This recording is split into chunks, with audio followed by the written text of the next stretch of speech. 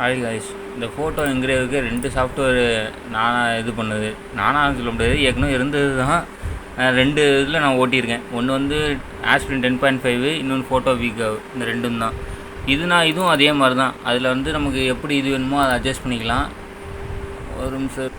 இது வந்து ஆட்டோமேட்டிக்காகவே லோடு இமேஜ் கொடுத்து இதில் வந்து அப்படியே இருக்கும். நமக்கு எங்கே ஃபைல் இருக்கோ இது கொஞ்சம் ஈஸியாக இருக்கும். ஆனால் இதில் ஒரு டிஃபால்ட் என்னன்னா, பின்னாடி வந்து அவங்க இது வந்திருக்கும் லோகோ மாதிரி, ஃபோட்டோ வீக்கு. இது வந்து பெய்டு வெர்ஷன், அதனால் இது அப்படி.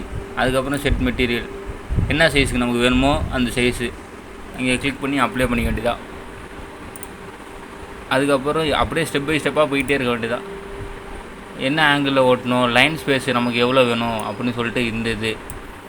அப்புறம் கால்குலேட் கொடுத்தா போதும், அதுபடி கால்குலேட் ஆகிடும். இது இப்படி தான் வரும் இமேஜ்.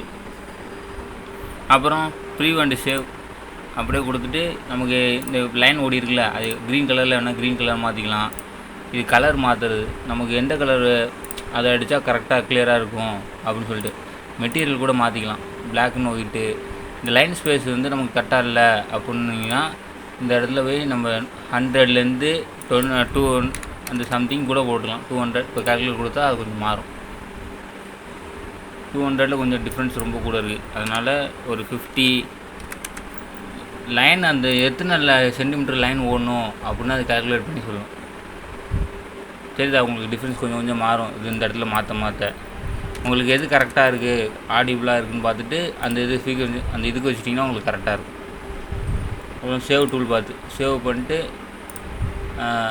சொன்னல ஃபஸ்ட் அந்த போன வீடியோவில் ஒன்று சொல்லியிருப்பேன், உங்கள் சிஸ்டமுக்கு எது இதாக இருக்குன்ட்டு. இந்த இடத்துல டேப்னு இருக்கும், கரெக்டாக அந்த இடத்துல